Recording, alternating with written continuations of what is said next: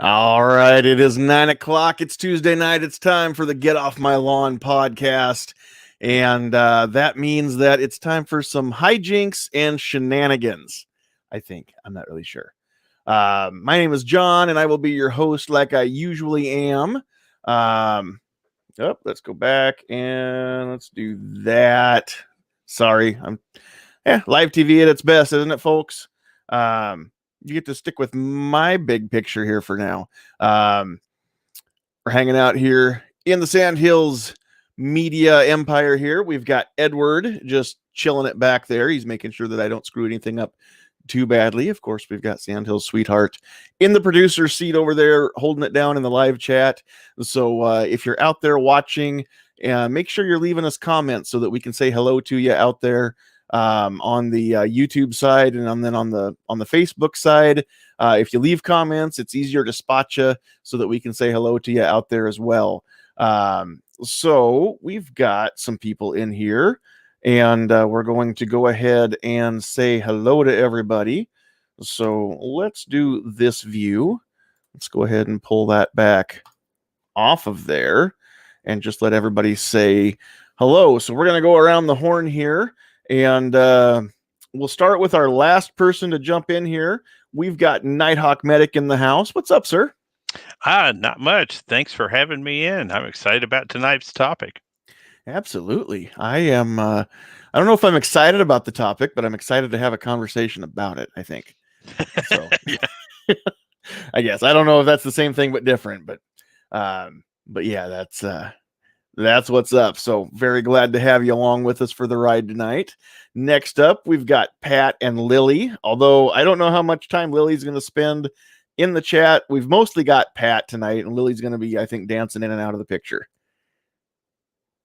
And you're on mute there. Oh, sorry, too many things going on at once here. Okay.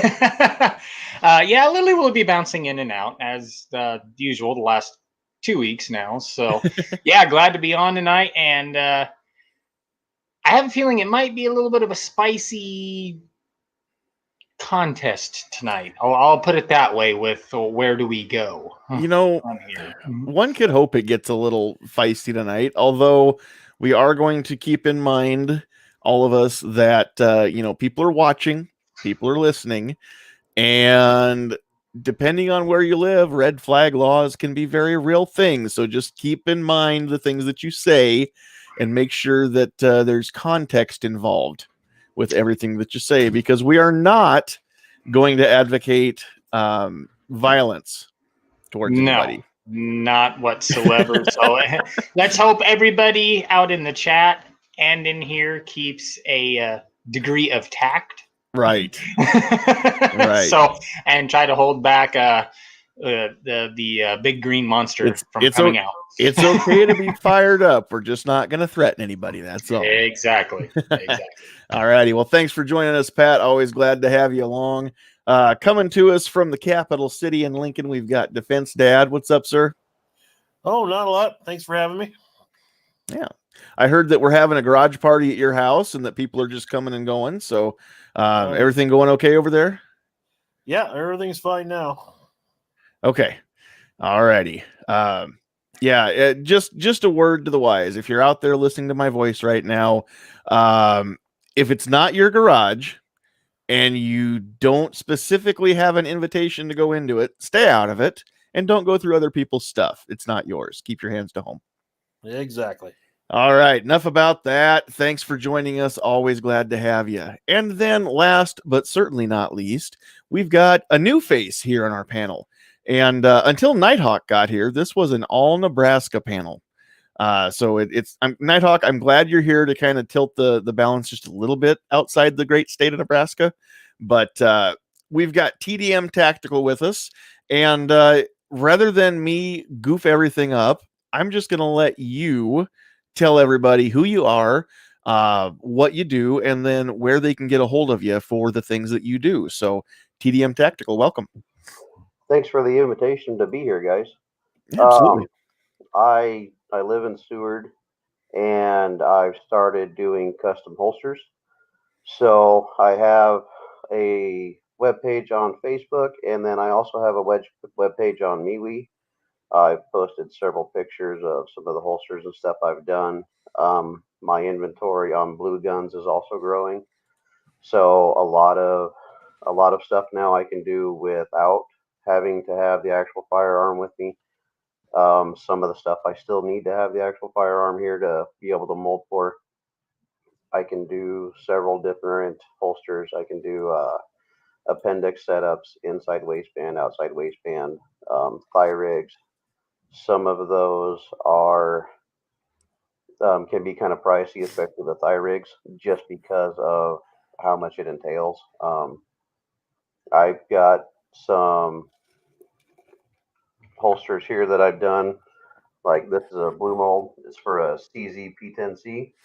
It's an outside waistband with speedy clips. I've done a couple light holsters for weapon mounted lights on the firearms, and then some appendix rigs.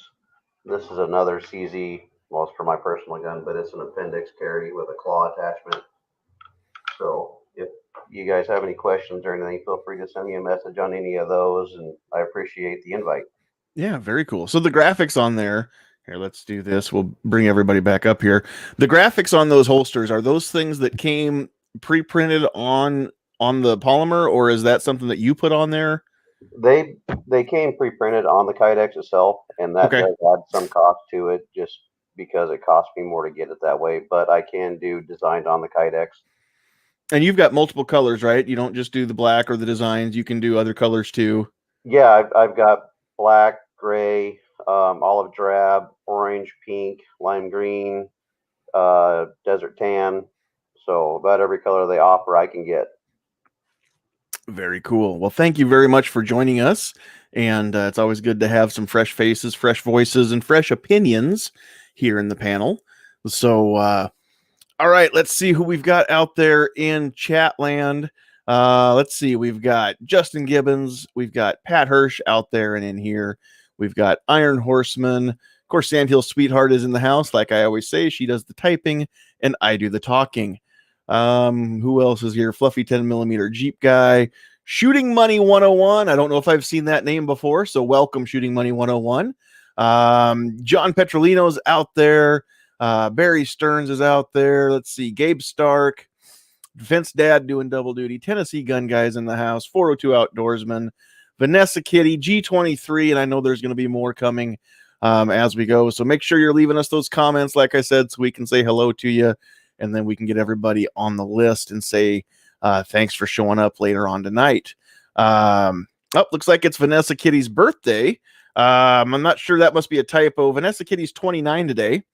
And I'm pretty sure that's what it was supposed to say. It was 29, not 59.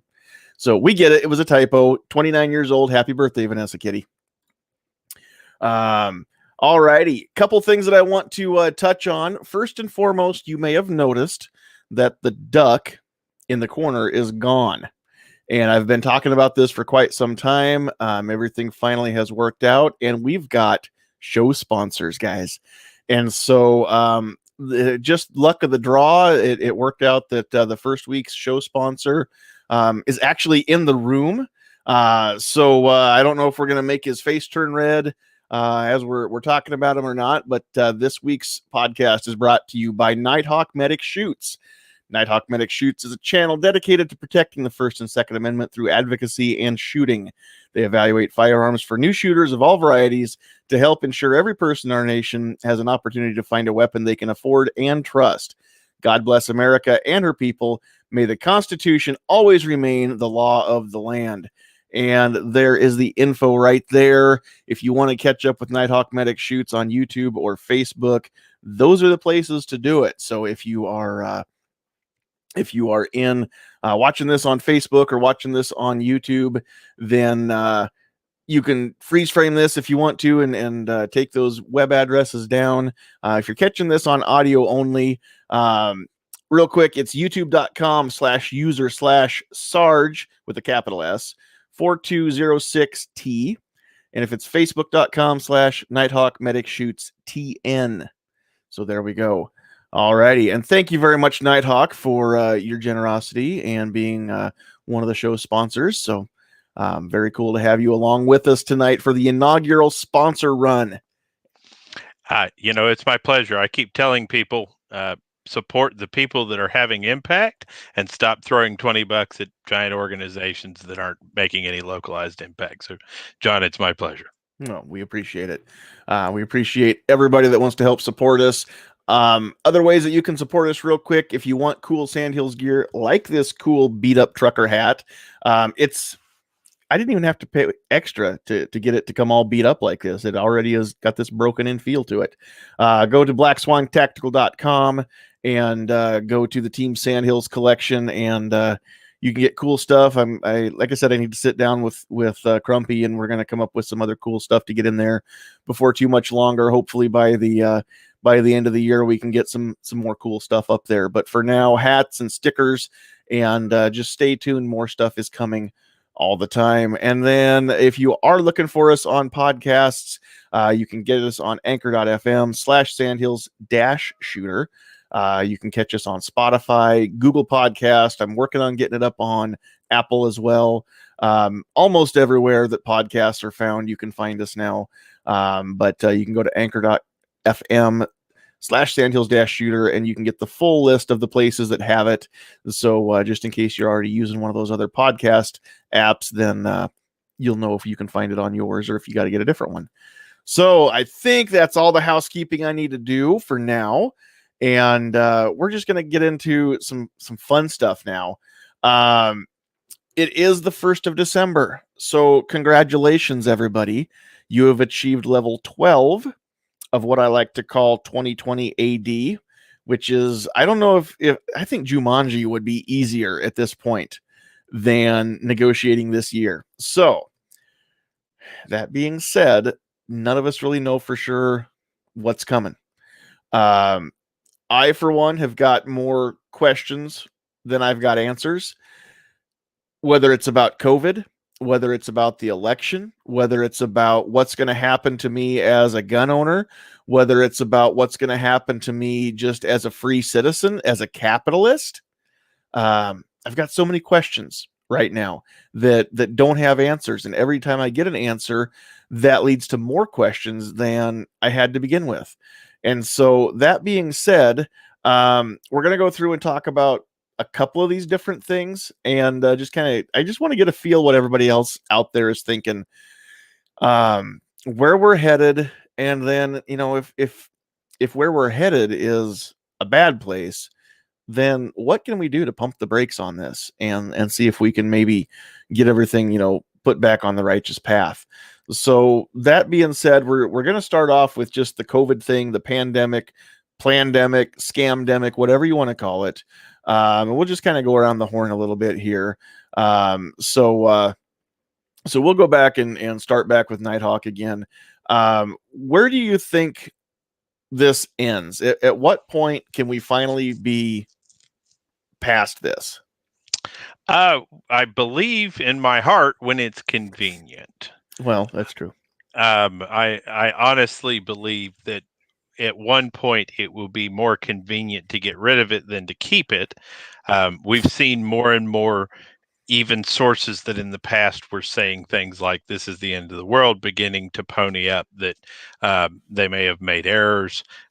We had Dr. Fauci the other day say, closing the schools was an error. We should never have closed the schools. That was actually bad for the kids. And so we're really seeing them begin to backpedal onto their original statements that this was the third apocalypse, right? And so the moment it is less convenient or it is inconvenient to the administration, it will go away and will be the next version of the flu. Flu will return, of course. Influenza will return. As you know, right now as a nation, we're having a 95% lowest reduction in the flu rate. It's a new world record, and no one's talking about it. Influenza has nearly disappeared because of COVID, apparently. Well, so is old age. Yeah, it's actually pretty amazing. So like I said, once the convenience goes away, in my opinion, so will COVID. Yeah, I can't remember the last time I heard of anybody dying of natural causes. A few celebrities have succumbed to cancer, and everybody else that I know of that's died has been a COVID-related death. So it's just crazy how that works. Absolutely. Just nuts. All righty. Pat, we'll move over to you. Where do you think we're headed with the pandemic stuff? And then at what point do you see this ending? Well,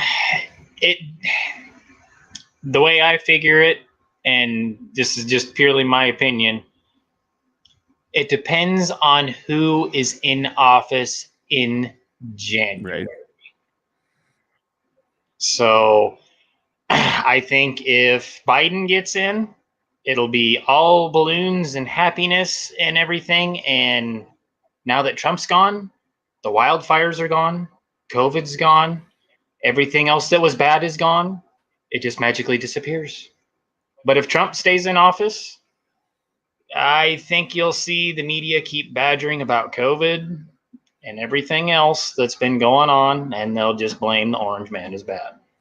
So honestly, I think it just depends on who gets in office and whatever the media deems is a top story. Mm-hmm. So that's all I got to say about that. All righty. Moving right along, Defense Dad, what's your take? Well, I'm kind of in agreement with both of them. It's, I guess kind of brainwashing, I'm going to call it, has gone on. They said there would be a ramp up of it again in November. Surprise, surprise, that coincided with the election, and it happened. Didn't take much of a fortune teller there, did it? Yeah. And now they got everybody scared and brainwashed with it. And then, whoever's in office, he's right. If Trump ends up keeping office, then they're going to keep attacking him and blaming it on him. And if Biden actually gets it, all of a sudden, what's next? It's going to be dropped by the wayside, and things are going to get lightened up, and things will be reopened, and they're going to say, oh, he magically fixed it in his first month of presidency. Yeah, that's a good point. All righty. TDM, what do you think? Well, I've actually had COVID myself. What I went through, I didn't have it very bad, but I also don't normally wear a mask. That's just not something I really agree with. But then again, I mean, if I was sick, I stayed home, I stayed away from other people. I made sure, to socially distance if at all possible. I actually spent the whole week that I had COVID moving. We moved our whole house in that week. So my issue with it is the after effects of the COVID was the biggest thing for me. Is it a serious thing? It definitely affects a lot of people. I mean, it's something that, I recently, just yesterday, had a friend die of it. That's been in the hospital for like a month in Lincoln. So it does affect people, and it is something that is killing people. But I'm like a lot of other people. I mean, out of all the billions of people that are in the world right now, how many are actually recovering from it? How many people are getting marked that they're dying from COVID, and it's just complications from it, or their underlying conditions that actually, they might have got it and they died in a car wreck. You get marked for COVID death, something like that. As far as what I can say that it ends at, they've been trying to do flu vaccines for how many years, and we still have the flu. I don't think it's something that's going to go away. I think it's going to become the new flu, honestly. Mm-hmm. No, I would say that's probably very true. A couple comments that I want to get to before I lose track of them here. Barry out there on Facebook says he just liked your page. He's looking over it now. You've got cool stuff. So if anything, we're very thankful that we've got people here watching and listening that do actually go click on people's pages that we have here in the panel. So that's pretty cool.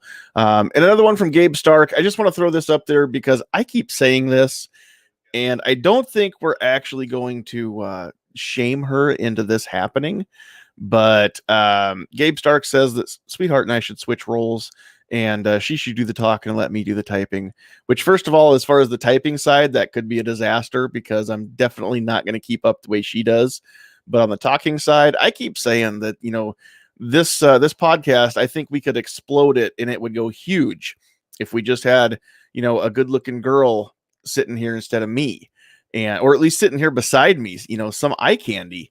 And I can't convince her of that. So I don't know if anybody else is going to have any better luck than I am, but I wanted to get that one thrown out there just on the off chance that might work.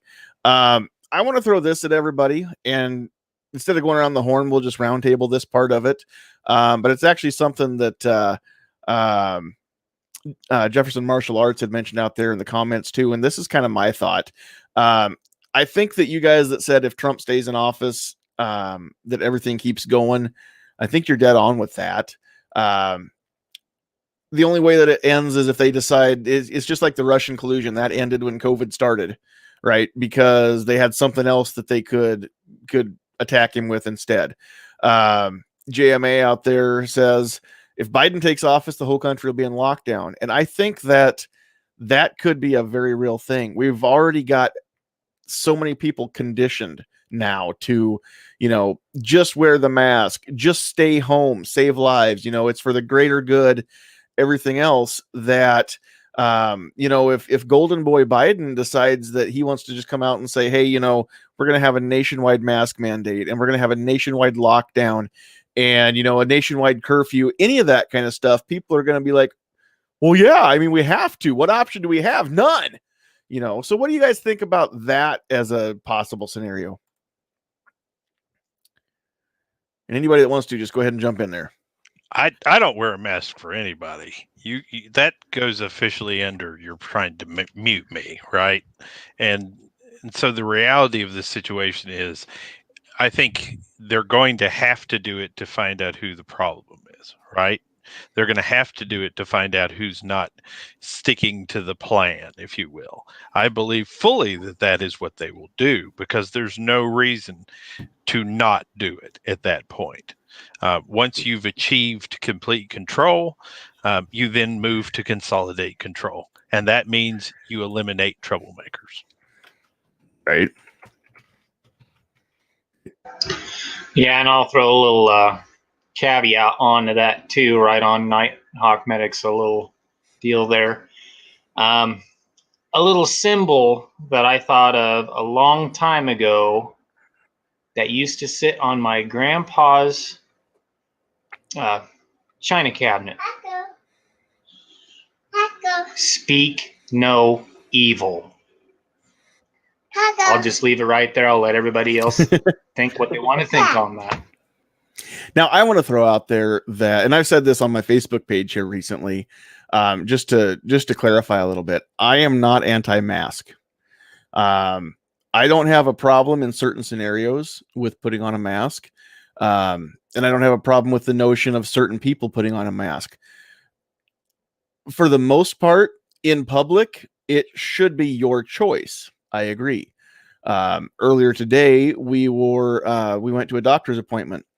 And when you walk into a hospital and there are people in there that are immunocompromised, I don't really care if it's COVID or not. If the hospitals would say, certain areas, you just got to cover your face. It's flu season. It's cold season. It's cold out there. It's snotty nose season. I don't necessarily have a huge problem with that like I said, in those certain situations. Having somebody who, has been immunocompromised and has been through chemotherapy and things like that. I mean, a couple of years ago, my wife was wearing a mask out in public and there was no COVID-19 at the time, just because we couldn't take a chance of her getting, pneumonia or influenza or anything like that either. And we tried to limit to the best we, as much as we could, the places that we went out in public. But when it comes down to, places that, I have to wear a mask, with a couple nights ago, we went out to eat and I had to put my mask on, when I walked in the door of the restaurant, and then, I had to leave it on until I got to my table, and then I sat down and then I could take it off because COVID can't live below this line. Everybody knows that, they've done the research. And we're going to follow the science on this one. So if you're seated at a table in a restaurant and you're below this level, then clearly you can't be infected. Now, if you stand up to go to the bathroom, then yeah, you've got to put your mask on because your your head, your lungs, everything's above that level. But once you're back to your seat, then it's okay. The COVID can only live at a certain level, and that, like I've said before, I think that's why the kids aren't getting it, because they're short, and so I think only the tall people are getting it. People in chairs, people in wheelchairs, and children, I think they're all just inherently safe according to the restaurant procedures. Now, in my town, we have a mask mandate, and any place that's not a restaurant, then you have to keep your mask on. So I don't know if there's something in the air when you cook things, if the grease in the air, or just having food, if that makes a difference. But apparently COVID knows that it can't come below this level at a restaurant, but anywhere else, apparently you still have to wear it. I just don't understand how a single droplet of COVID can instantly infect you, but all other sources of water that we share for some reason are impervious to it. Well, anybody with COVID has super spit. Clearly. It's just all there is to it. And apparently eyeballs are not susceptible to it, but for some reason in hospitals, when we had people who had highly contagious disorders, we had to wear eye protection. And that's not a thing with COVID for some reason. Even though, from what I've been told, and you would know better than I would, I've been told that the eyeballs actually, more infections get into the body through the eyes and then through the nose or the mouth because of the defense mechanisms like saliva and mucous membranes that Correct. noses and mouths have.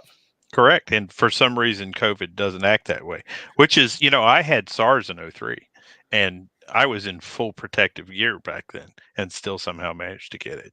Mm-hmm. So I'm a heart patient. I should be dead by now, by all logic, as well as all workers of fast food joints and places like that. Mm-hmm.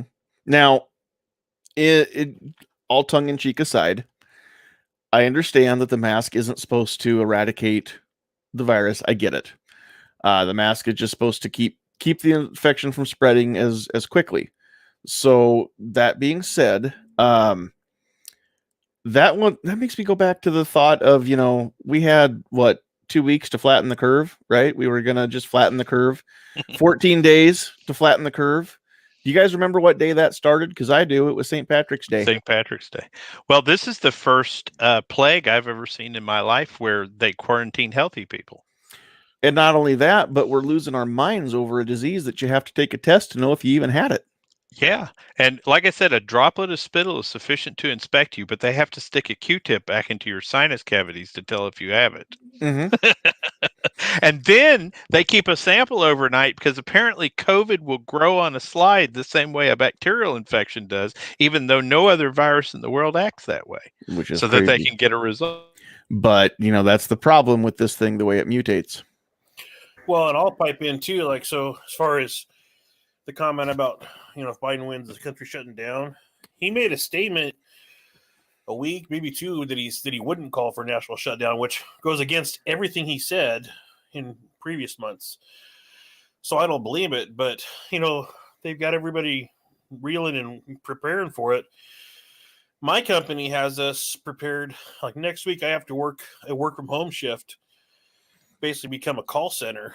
They're prepping for if they shut the country down. So we still have jobs, and I'm in a retail sales position. So, I don't believe that he's not going to do it, even though he said he won't. Yeah, exactly. Out there in the chat, 2 Live Moose says, Nighthawk Medic, they're making us wear double eye shields with 2 masks in the hospital. So apparently in certain hospitals, the eye thing really can be a thing. But, and then that one too. Apparently this was not common knowledge. Nighthawk Medic has a heart. He's got a big one. I can tell you that much. It's assisted to make it even better. There you go. Oh, my bad. Patriot in the Dark has got me corrected here. It was actually 52 months to flatten the curve. I misunderstood with 14 days. I just thought it was going to be 2 weeks. Not 52 months. So I get it now. My bad. Because it's only been 8 months now We're going into the 9th month of this 14 days to flatten the curve. And so, I don't know. The original thing was it's inevitable. We can slow it down. We want to get ahead of it so the hospitals aren't overrun until we can get more respirators. And then it was, the goalpost has just kept moving and kept moving. And when that was attainable, then all of a sudden it was, well, now we can't have, we've got to make sure that the number doesn't go up. And then it was, well, now until we have a vaccine. And when we have a vaccine on, just really imminent now, it's going to be, well, everybody has to get it. And then, I mean, honestly, and again, tinfoil hat warning coming here, kids, but do you see in this country in the next 6 months to a year or sooner, well, again, depends on who's in the White House. I know we've established that. But let's say that the electors vote here in a week and Biden gets the election and he takes office in January, sometime between January and July, sometime in the next 6 months or so. Do you see having to have papers, documents showing that you've been vaccinated to travel between states, between towns, to leave the country, to get into the country? Are we going to have checkpoints and have to, show our papers just to gain passage? And I'm going to say interstate passage, or even within our states. Leave the international travel out. Yes. Parts of the country you already have to do that. So what state was I forget? I think New York City. For Thanksgiving, if you wanted to go over there, you had to quarantine before you could go back. Yep. I think I read an article in New York City. They've got checkpoints set up between some of the boroughs. Yep. Yeah. So here's something that nobody has pointed out, and I'm shocked. So it's 30, I think it's somewhere between 15 and 32% of common cold viruses are coronaviruses. So the company that's about to release this vaccine will have effectively cured one of the more common versions of the common cold. They will be gods. It has been known within medical fields that if a pharmacology group could come up with a solution for the common cold, that they effectively had a gold printing machine. But not one of these companies is bragging about the most useful cross use for this corona vaccine. It should virtually eliminate everything but rhinoviruses from common cold. Human beings should become intrinsically more healthy than they've ever been. Sick days should be a thing of the past.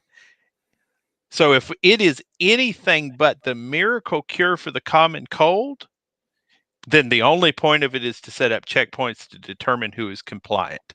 So wear a mask, get your vaccination. How quickly can we turn this into Nazi Germany? Right. Let's see. I want to. There we go. Yeah, or Russia, because back in the USSR, you had to have papers to travel between territories. Nope, that's true. A couple things I do want to point out here real quick, again, before I lose my train of thought. James Allen says, I still haven't gotten my COVID zombies yet. Yeah, I think we were promised a zombie outbreak here quite some time ago. Let's see, what else?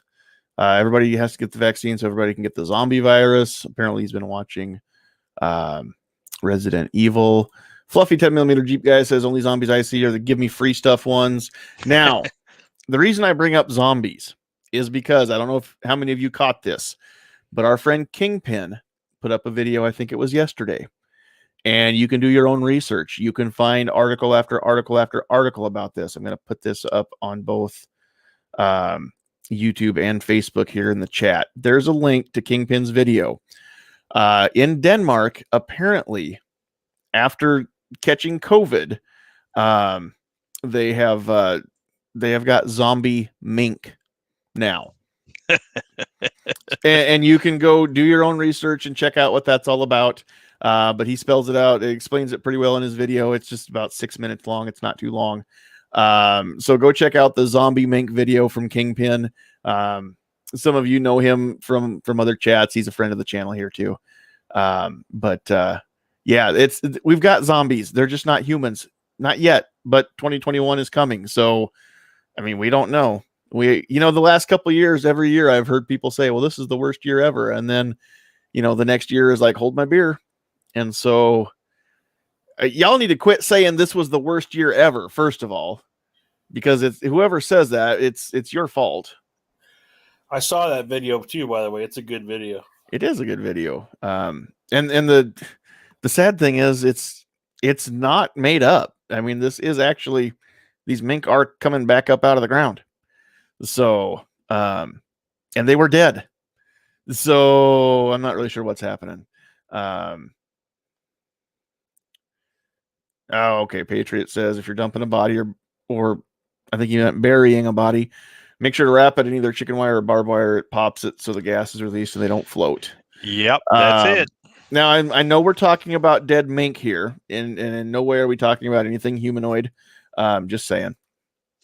Well, if you bury a pile of anything dead, it amplifies the amount of gas pressure. No, sure. Yeah, whales explode.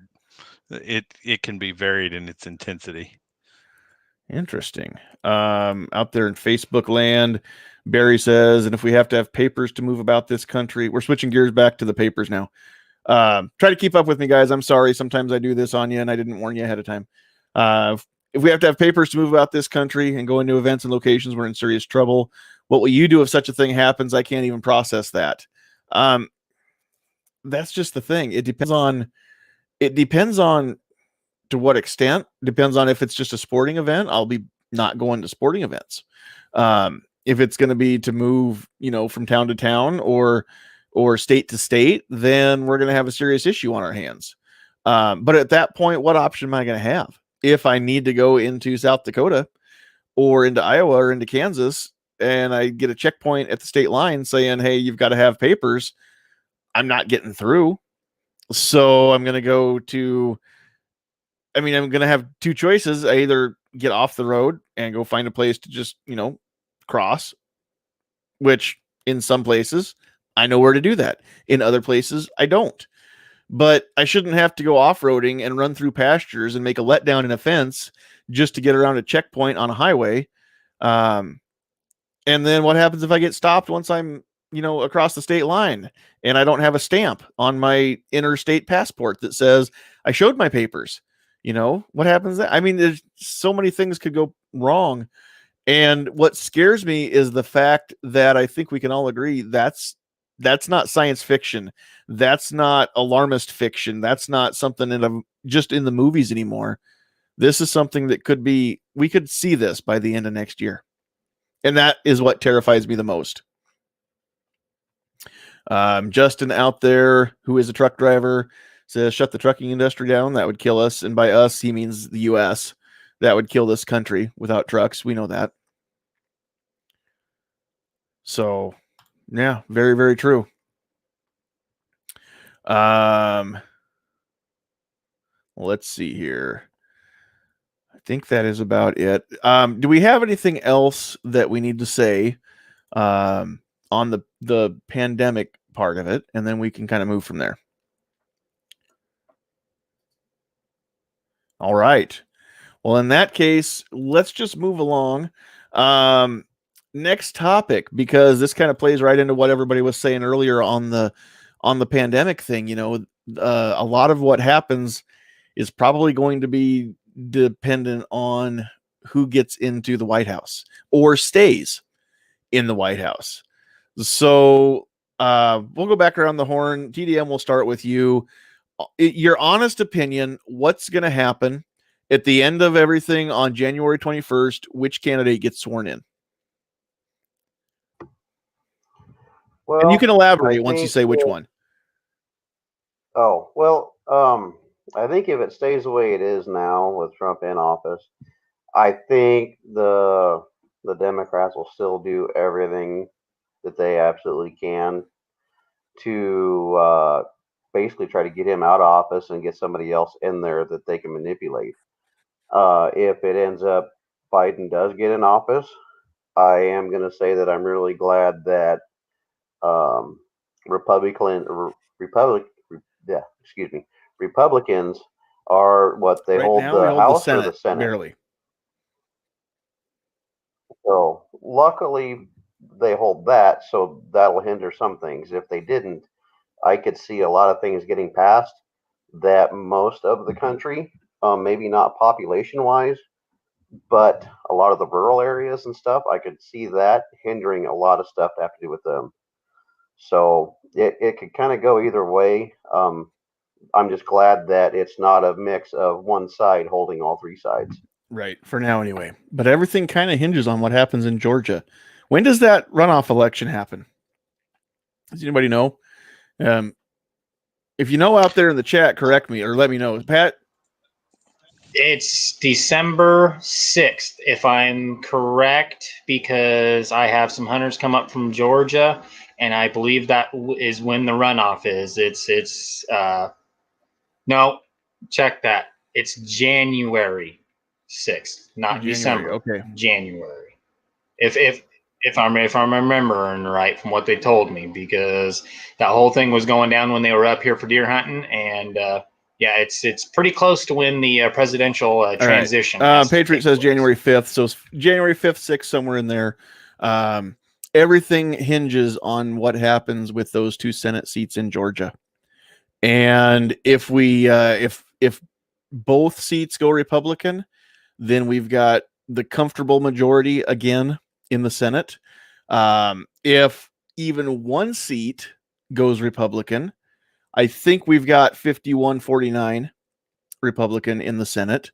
So we've got the majority, but barely. And then I'm not sure what happens if we end up going 50-50 if they both go Democrat. So real quick, if you're in Georgia or you have friends in Georgia or you just know where Georgia is on the map, then, and if you don't know where Georgia is even on the map, then yeah, please don't get involved in politics. But it's very important to reach out to our neighbors to the south and east, or if you're in Florida, to the north, and just let them know that it's important that they go back and they cast a vote in this runoff.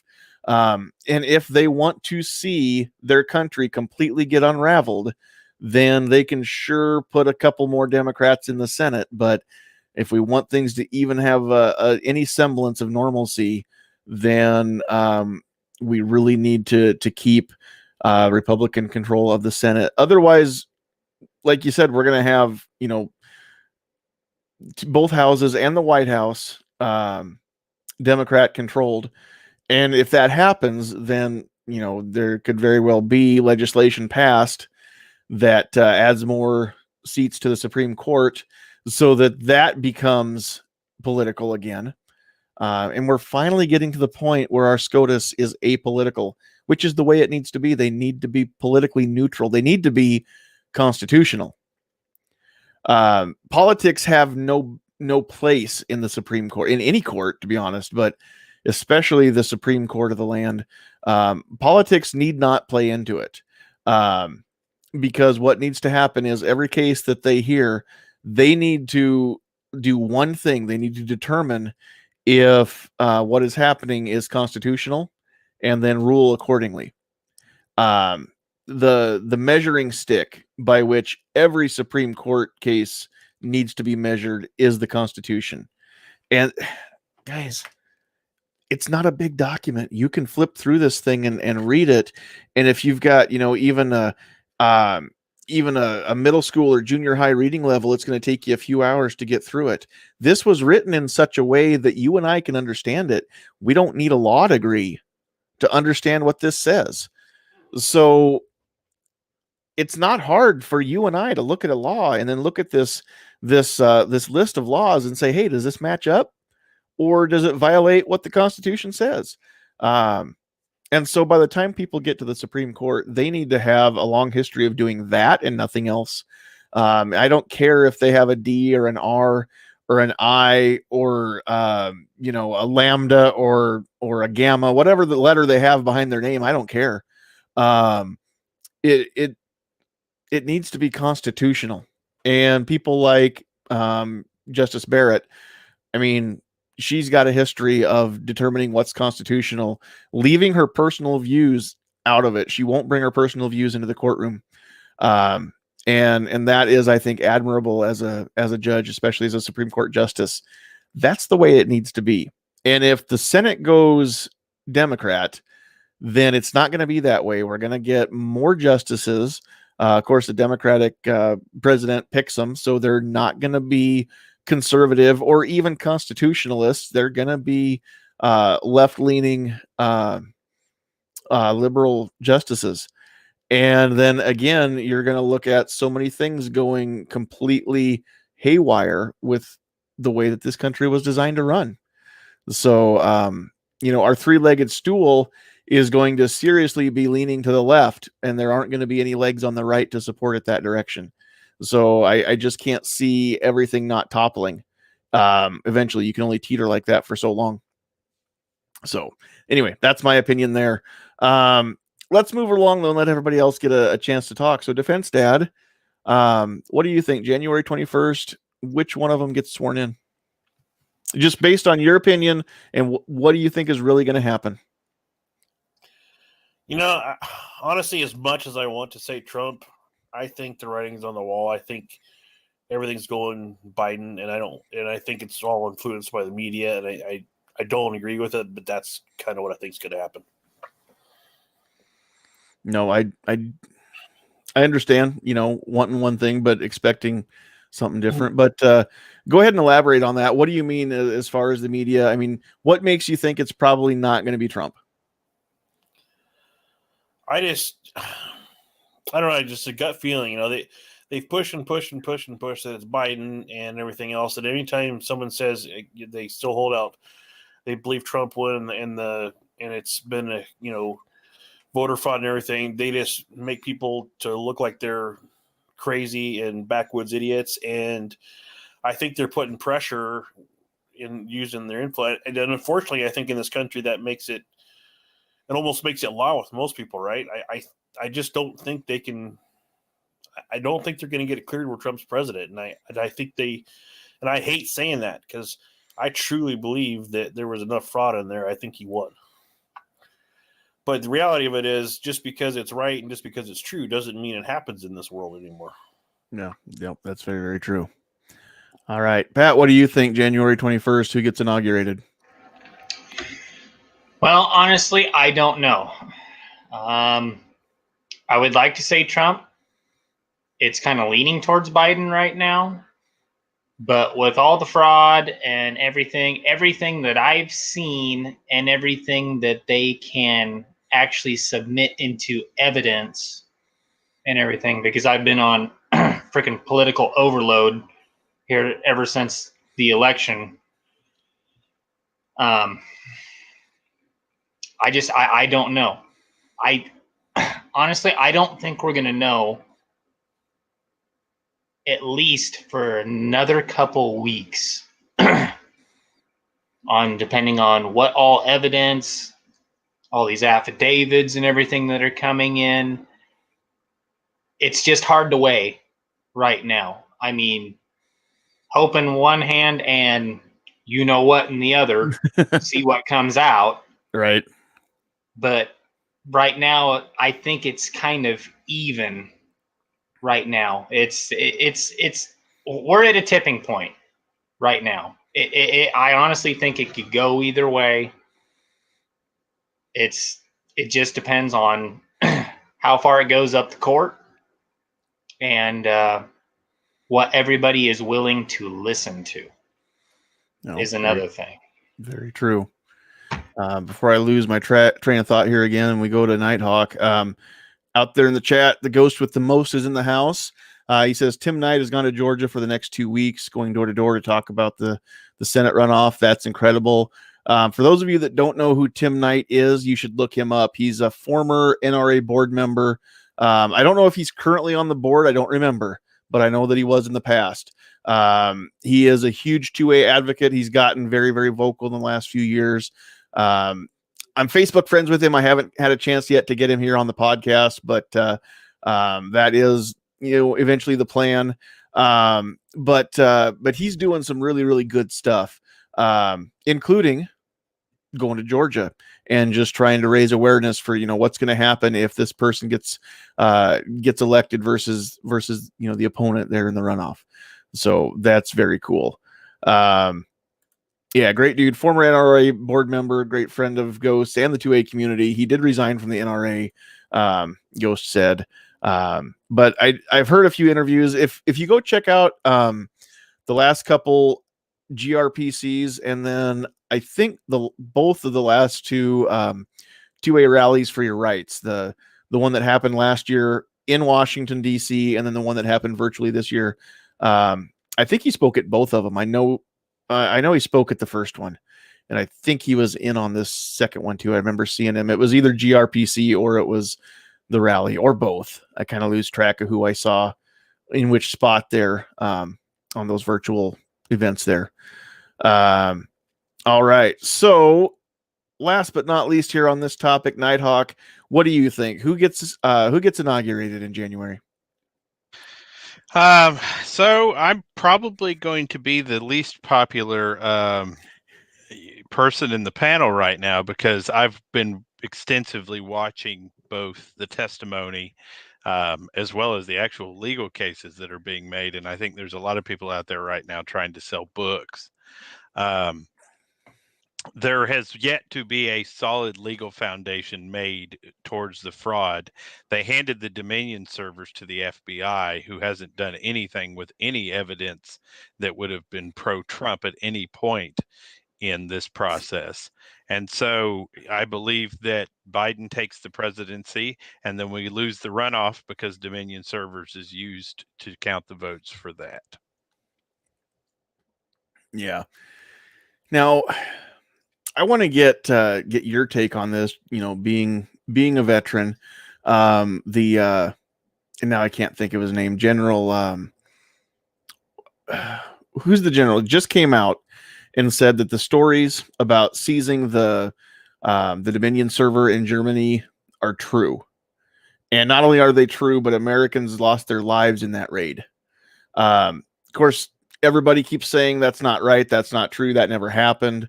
The retired general has come out and said that, yes, it did. At what point do we know what to believe and who to believe?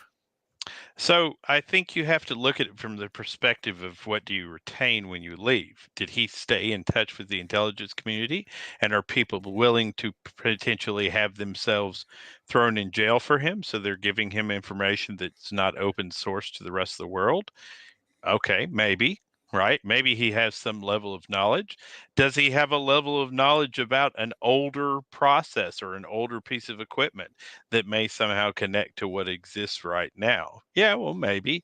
My military knowledge has become dated over time, right? I don't have any fancy internal source. He may very well have some fancy internal sources that give him access to information that the rest of us don't have. Now, here's where all of that goes left. None of it matters if you cannot produce a case that will force the hands of the American or force the hands of the electoral candidates. When all of this started, I felt like and knew in my heart that the best outcome for the health of America and the American people was the 12th Amendment. It has happened 5 other times in our history, and it would be the healthiest outcome for our country at this point. But we would have to make a rock solid case, not that a court system would even have to agree with, but rather would convince the electorates in those states that the election wasn't possibly a fair outcome. And so I've not seen that response. I've organized my group in Tennessee to begin an aggressive letter writing campaign, and we've hooked up with several other groups to do the same thing, email campaign, to convince electorates in these specific states to change their decisions, to ask for the option of rather pushing for the 12th Amendment being enacted. And, we've not received any response from any of these people at all. And so I don't in my heart feel like we're going to see a miracle come out of this. The Democrats cannot afford for there to be a miracle out of this, right? And what more, I'm not even sure how that deals with the country. Even if we pretend that only, instead of it being half the country feels disenfranchised but let's just pretend that 5 or 10% of Americans end up feeling disenfranchised at the end of this election one way or another. That's a tremendous amount of damage to our nation as a whole. Mm-hmm. All right, we've got another panelist who has just joined us. We've got the ghost with the most, Ghost Tactical. So real quick, I want to tell you hi and let you introduce yourself and where people can find you and what you do. And then I know you jumped in here because you've got something to say. So I'm just going to give you the floor, sir. Oh, I don't really have anything to say. I thought this is just starting, so I'm just joking. We can start right now. It never really gets started until you get here. You were asking earlier, it's General McInerney who's the one that came out and said it. But no, I just want to jump in because I thought it was an interesting conversation. But I kind of am in the same place with Nighthawk. As much as I hate to say it, I think that there's too much stuff that would have to happen in the next 60 days, or actually less than that now. It's 6 weeks for Biden not to be inaugurated. But I think two things are going to happen. I think one, they will definitely look at federal election laws and create or close out loopholes. They're going to create. There needs to be some sort of oversight in these things. But two, I think what's also going to happen is it may not affect what's going to happen in January, but I think that what we probably will see in the midterm elections is a really big red wave on both sides of the aisle for Congress and Senate, that I think that it's going to make enough people upset that we could see a really big red wave happen in the midterm elections. That's just my take. Can I add a comment to that, Ghost? Absolutely. If Biden takes the presidency and does what he's done for the last 37 years, no. You mean nothing? If he does nothing, if he takes the presidency and for the next 2 years does nothing, Americans have the shortest memory of any people on earth. If nothing drastic happens, we will not see a drastic impact. If he even breathes gun control or some crazy alliance with BLM, Ghost, I think you're exactly right, sir. Yeah, and you have an interesting point because I truly do believe that Biden scares the Democrats. I think Biden, in general speaking, is probably a very moderate person. Extremely. I don't think he's a socialist that everyone wants to make him out to be. So I think he does scare Democrats because I don't think I think Clover said that he made a good point. I think he wanted to be president. I think he said what he had to do to tend to the people. I think he's want to be president. What I worry about is, what does Kamala do and what does Pelosi do behind the strings?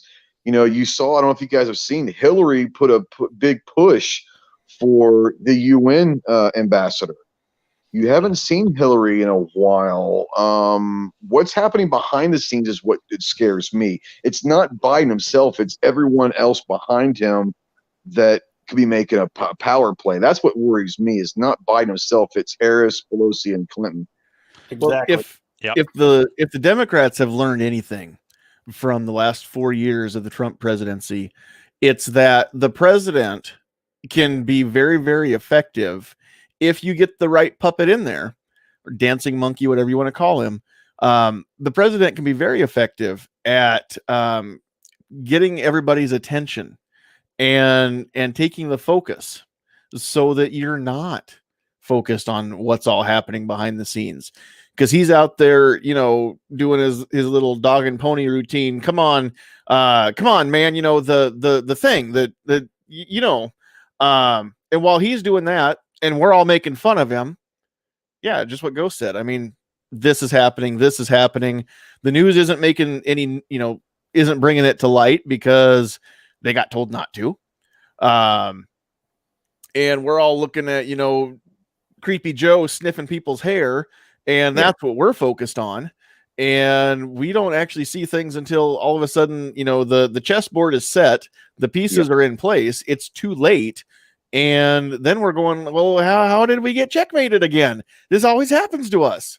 Well, Yep. think about it, and this is not to sound. This is going to be a little bit of tinfoil hat thing, but so did you guys watch when they came out and he did his acceptance speech the first time, and they had him like jogging out, trying to appear youthful and everything. Before that, they had Kamala dancing all over the place. Like they're just trying to make him look youthful long enough to get him in the president. And then, like everybody else has been saying, he's not going to be president very long. He's going to have health issues or something. He's the avenue they used to get who they really want to be in president. And that's really what I think. Well, talking about a tinfoil hat. So we know that Hillary made a push for UN ambassador. She's been very quiet lately. Kamala has been extremely quiet in the last month. So the whole tinfoil hat thing is, if people are worried about Pelosi stepping in as VP, I think that if the tinfoil hat works right for them, the 25th Amendment is invoked in the first year, if not shorter than that. And don't be surprised if Hillary is named VP and then Kamala somehow shows up missing. I'm just saying, Hillary's going to be president one day, some way, shape, or form. I'm going to get out ahead of this. Half a joke, but half serious. I'm just going to say that Kamala didn't hang herself. Right. Now, there's one thing about Biden. If you guys remember back in 2008, and Obama was talking about his choice of Joe Biden for VP. If you go in and listen to what he said, he's very respected. He's liked on both sides of the aisle, and he's a good guy. What does that mean? It means he doesn't do much, but he's a likable guy. So I'm not terribly worried about what Biden's going to do. Like you said, it's the people pulling the strings behind him that we're scared. Yeah, but right now he's a useful idiot, just like the press. That's right. Exactly. So, just And an it's- addendum. Hillary can't become the vice president if Biden is 25th Amendment out. It would be Nancy Pelosi. I'm just saying the tinfoil hat tells me that Hillary's going to figure out a way to be named as Harris's VP, then Harris will disappear and Hillary become president. Just saying. Tinfoil hat wearing. All right, Pat, what were you going to say? Well, first of all, I was going to say that was pretty good, John. And Epstein. And yeah, it's a lot of sleight of hand. But isn't that what Washington's been for longer than any of us can remember? And exactly. And both sides do it. Don't get me wrong. Republicans are just as bad as everybody else out there. But it's to me, I'm a country boy and I can smell cow manure from 3 miles away on a windless day. Oh yeah. And part of it too, I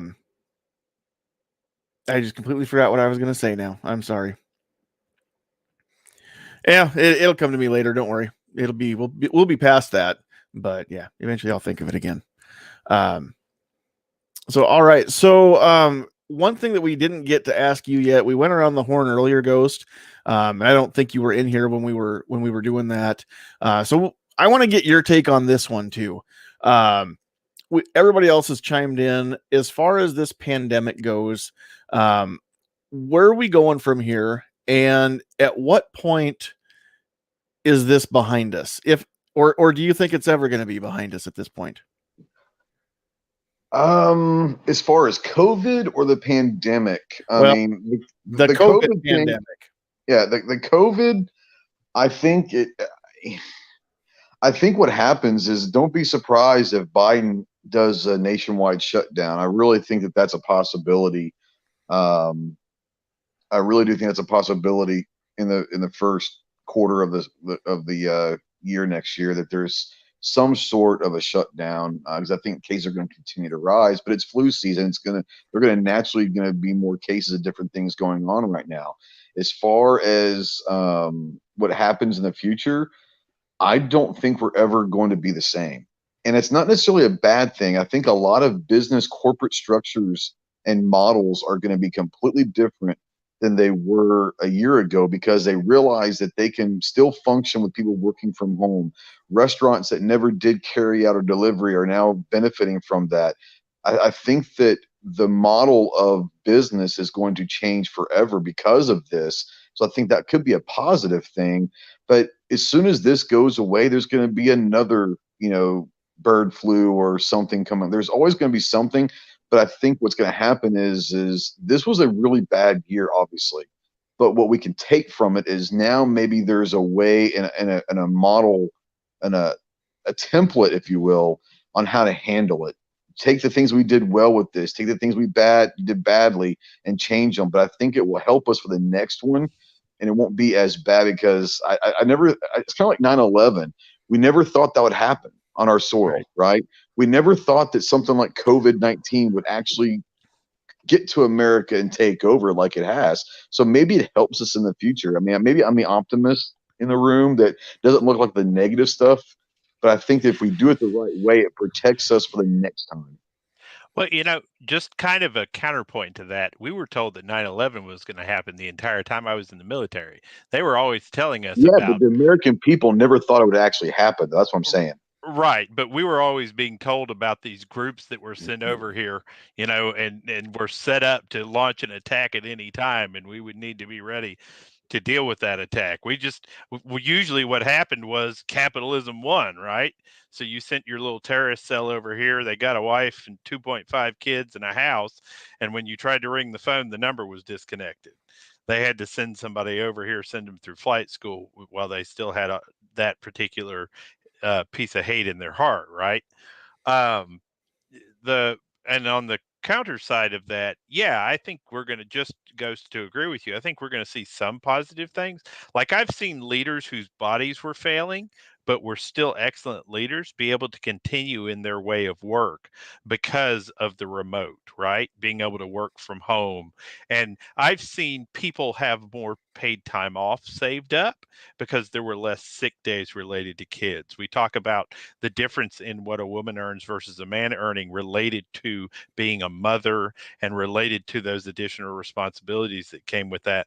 Some of that has gone away, right? Those people have been able to make more time. So I agree that from those aspects, that's a great thing. But the amount of control that is being exerted on the soul of the American human right now is completely unacceptable. I accepted my nation saying to me that we don't believe you can protect us and allowing George Bush to pass the Patriot Act. I accepted that as a soldier. I will not accept in my soul my country saying that it's okay not to be free. Well, but that's because everybody in this panel, I think I can speak for all five of you.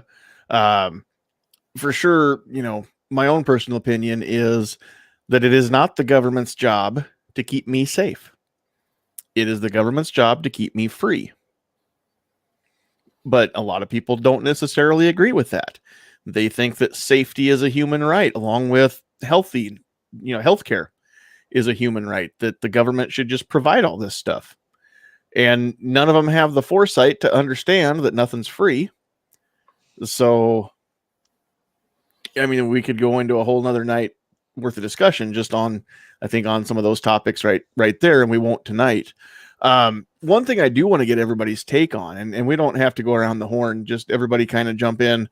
But recently over in New York, the governor had said it's okay for liquor stores to be open, but churches to not be open.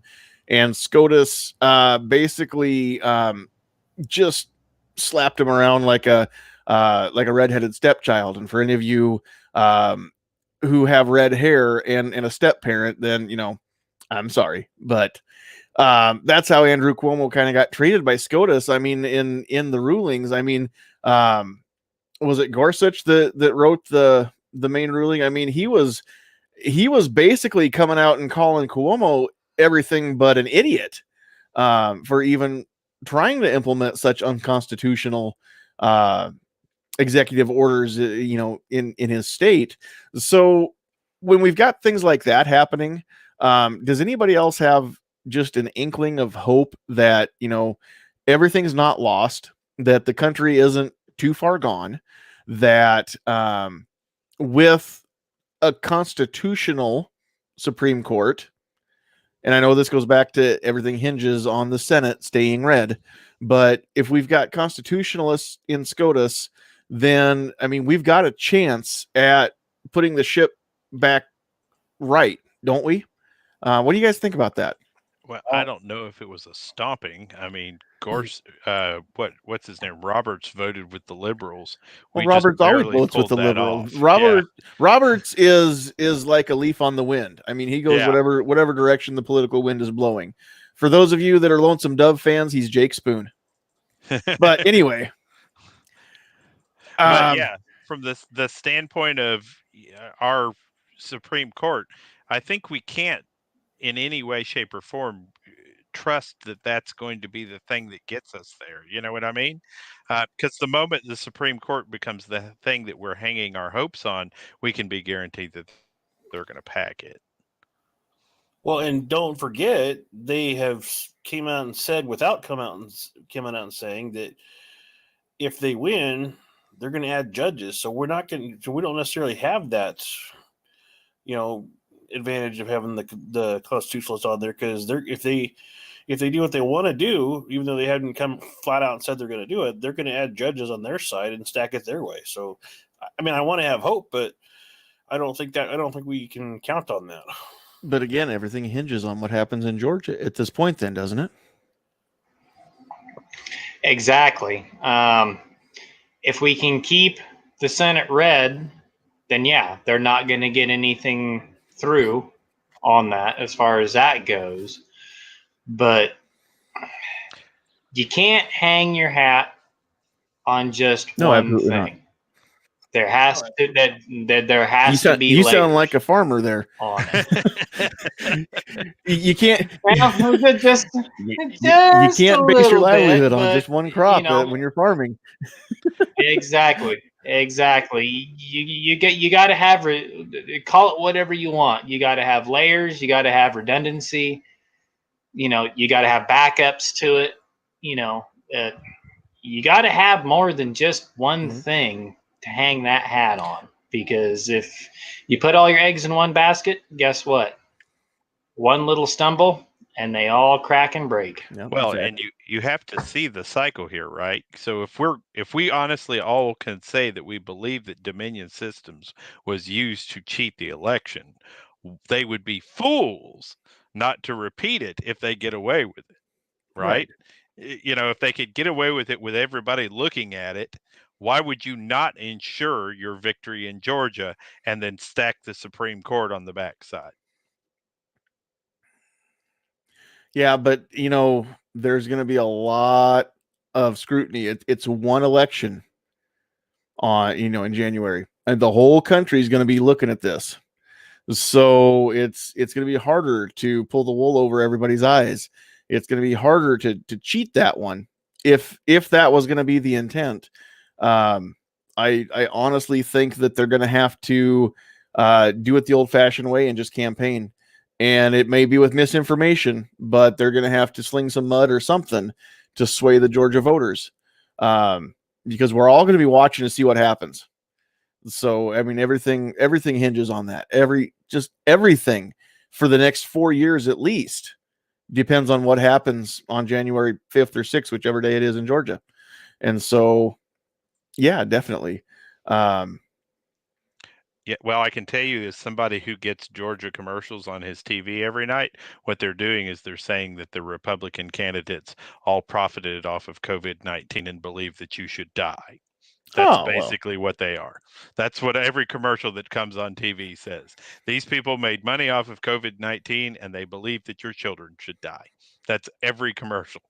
And they've spent millions of dollars on commercials for it. It is literally every third commercial on general television. Well, and again, I'm going to say, if you're in Georgia, or people that are in Georgia, or if you're even if you can find it on the map and there's a chance that people that you talk to might get back to Georgia, just talk about it. Bring it up. The whole country needs to be talking about what's happening in this runoff election. The whole country needs to be looking at these candidates and just express, if people in Georgia, make sure that they've thought about it.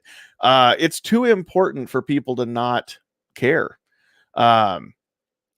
one thing that I did want to mention though, before I lose my train of thought here, everything's not completely hopeless. For those of you out there listening, keep in mind that while Republicans didn't, retake the House, and the House is still blue, the number of blue seats got smaller, and the number of red seats did get larger.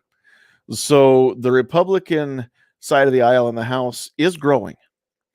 And maybe things don't go well for a few years. We've survived worse, right? But keep this in mind again in the midterm. Keep this in mind again in 4 years, that, if 4 years from now, if this country is just, chugging right along and the wheels haven't fallen off and nothing really drastic has changed and things are still fine, then, bring this up to me. I'll eat my words. But I just don't think that that's going to happen, especially if both houses in Congress go blue and the White House goes blue. But that's just one of those things where I think that as a whole, I think the American people are taking the red pill that opens your eyes and lets you see what's actually happening right in the world. I think the country's waking up. I've never seen this many people care about politics as we have in this year's election. I have not talked to anybody in my personal life this year that has said, I don't get involved in politics. I don't care. Literally everybody cares this year. Everybody's watching. Everybody's paying attention. Everybody's listening. Now, what they're watching and what they're listening to, that varies, of course, depending on where it's coming from. But the fact is, people are waking up, and people are starting to see one of the things that Trump has done that is great.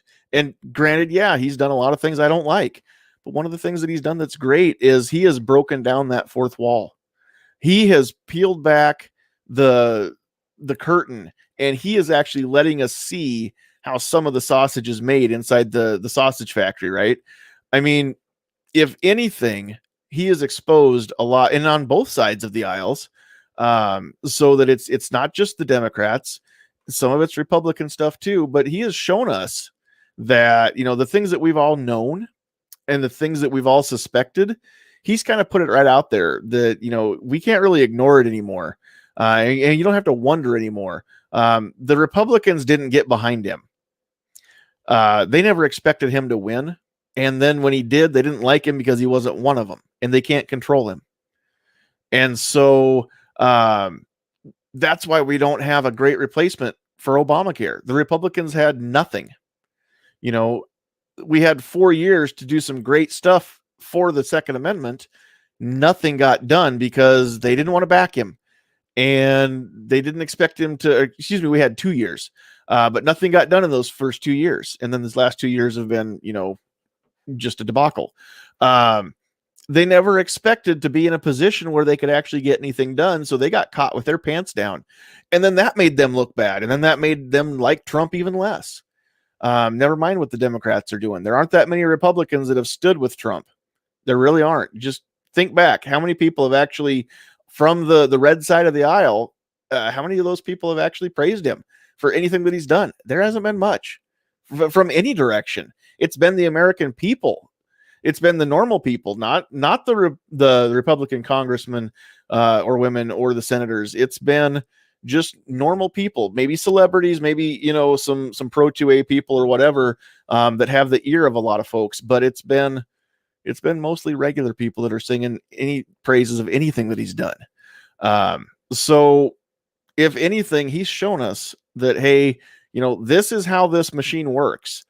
And I think there's going to be some people in the next couple elections who maybe are going to run that wouldn't ordinarily have run, that are going to say, hey, if I don't do it, I don't know who will. And I think that's a great thing. I don't want to run personally, but the fact that there are people out there that are going to say, hey, somebody's got to go and see if there's a way to clean the mess up. And if I don't go, who will? If you don't go, then who will?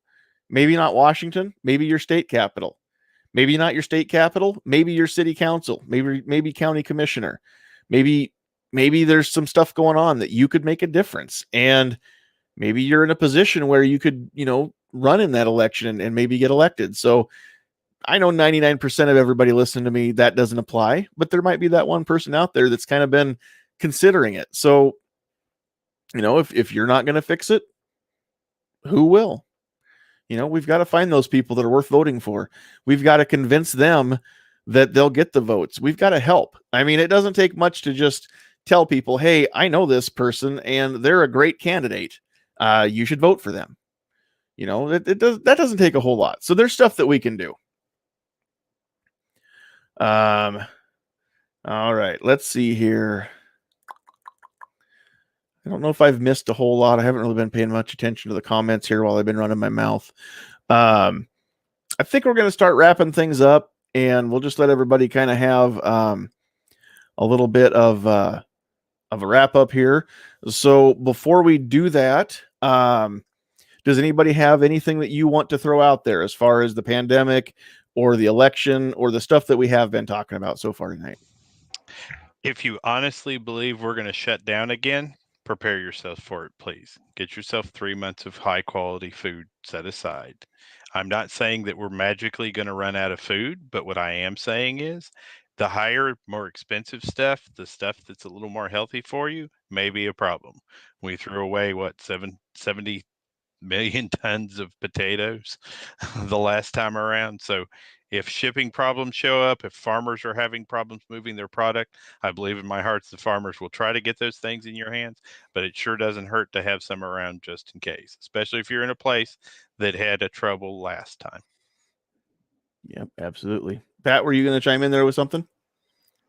First thing I'll say is, if you believe any of those simple ads, like they are doing in Georgia, just like exactly like what Nighthawk said, you need to have an IQ higher than a snail, and you need to do your homework and you need to do your research. It's not just left, right. Look at the policies, people. I don't care if you like the person, if you don't like the man, it doesn't matter. Look what's on paper. Look what they want to do.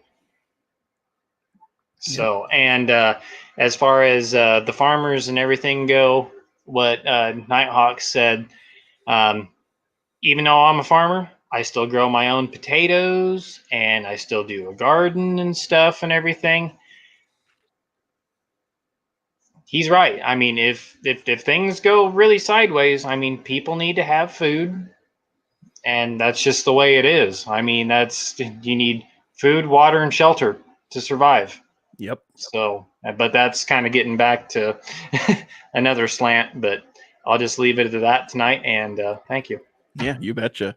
And real quick out there, the chat, Patriot says, on top of everything else, he currently has 12 frozen pizzas. So, dude, you're good. I mean, that's like a pizza a month. You can eat for a year on that. So I don't know how big those are, but they're probably not that big. All right. So before we get into wrapping up and giving everybody a chance for some final thoughts, I again want to thank this week's sponsor. This podcast has been brought to you by Nighthawk Medic Shoots.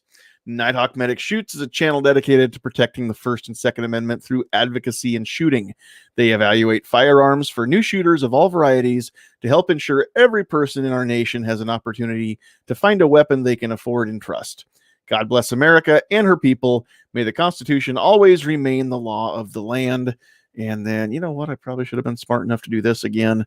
There we go. There is that contact info again, where you can find Nighthawk Medic Shoots. Go check out the YouTube channel and the Facebook page. And again, we're very grateful for the sponsorship that we have bringing us the show tonight, or bringing you the show tonight. So with all that, we'll just go back around the horn. Let everybody, any final thoughts that you want to give, and then one last time where people can find you if they want to find what you're doing or get a hold of you. So, Ghost, we'll start with you. You were the last one in, so you get to be the first one out. Final thoughts, dude? Just thanks for having me. Appreciate the sorry I was late. Yeah, I do this all the time, but just be more proficient with your firearm. Get out to the range, learn your craft. If it's a knife that you want to carry, learn how to utilize that knife. If it's a firearm that you want to carry, learn how to utilize that firearm properly. Take someone new to the range. There's a lot of new gunners out there that are probably a little nervous and apprehensive about going to the range.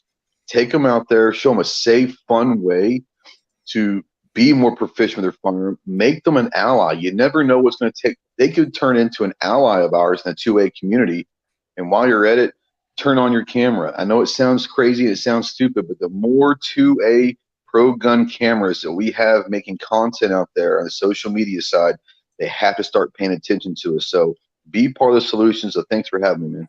You bet.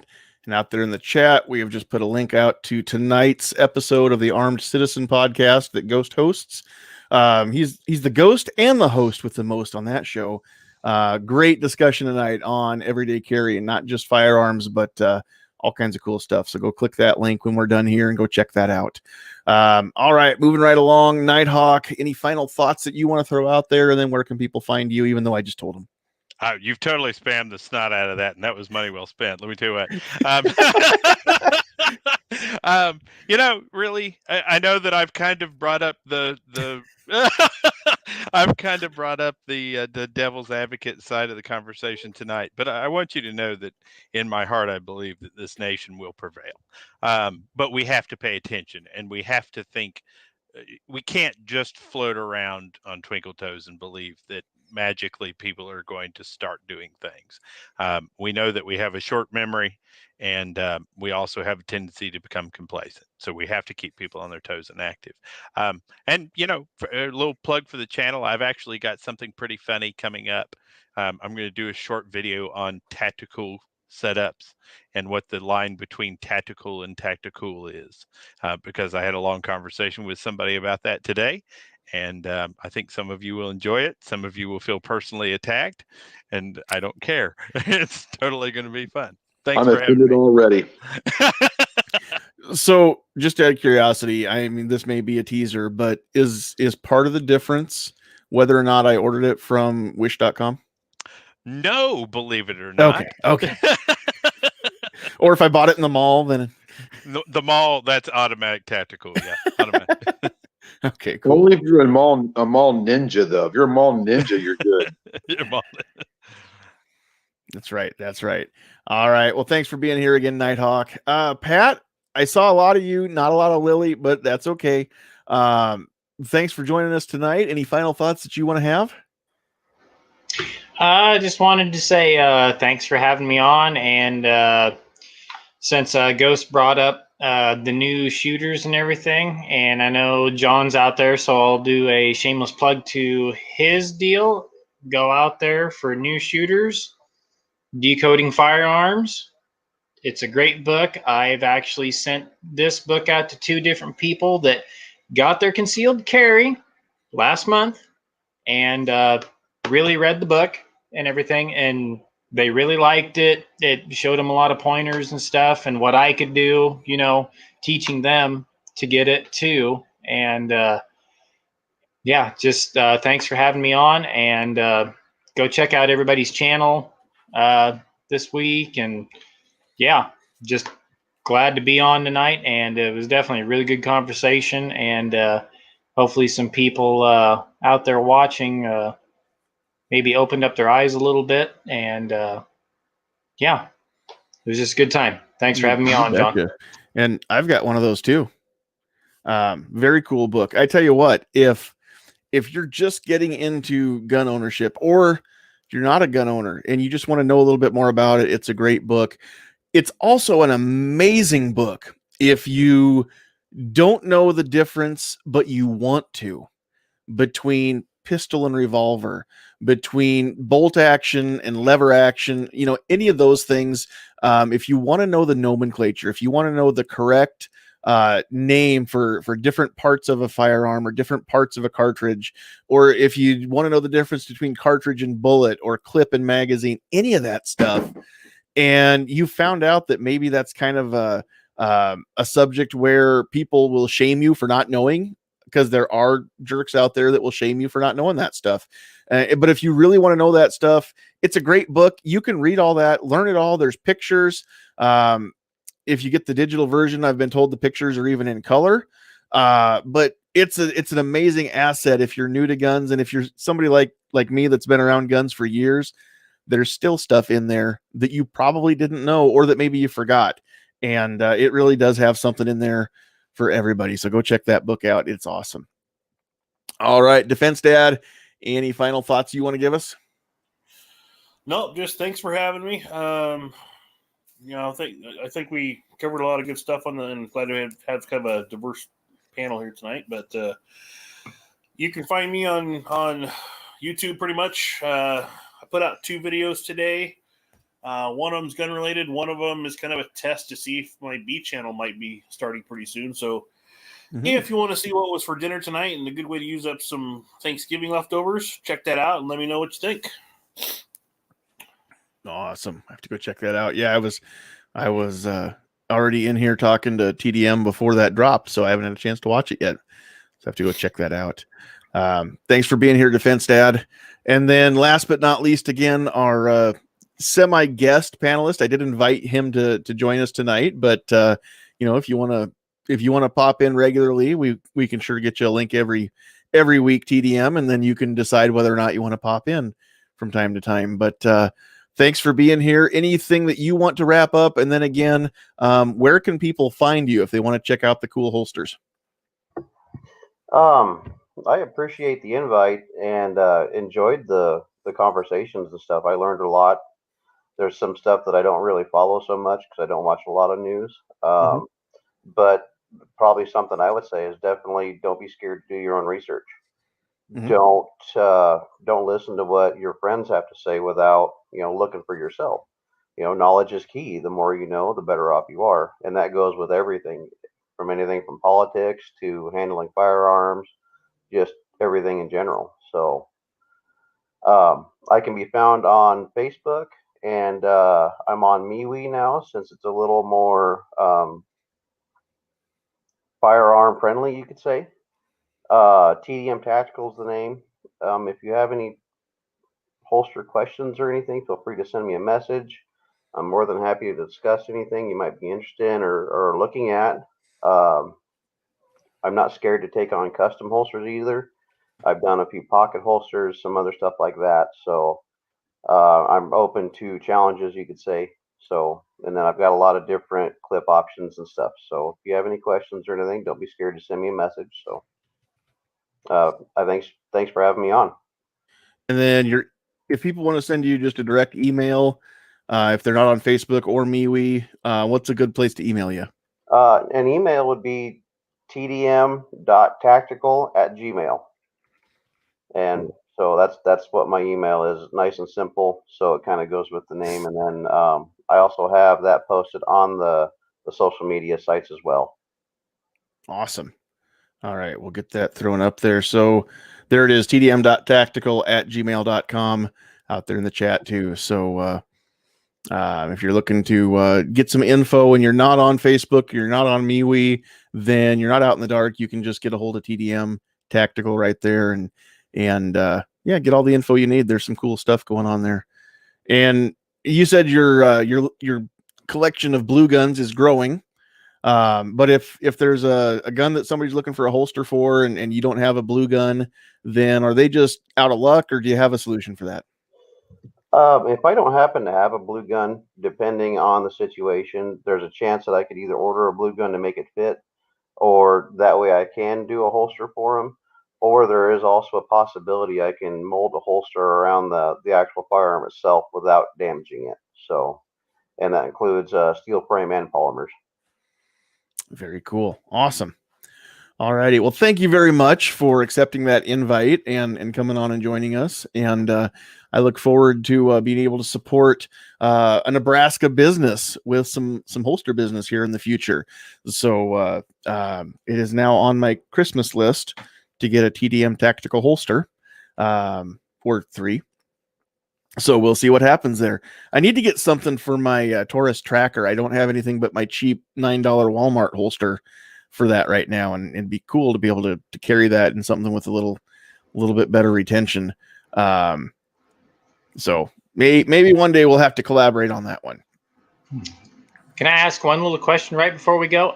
No, we don't do that here. Go ahead. Do you do stuff with Sig Sauer mosquitoes?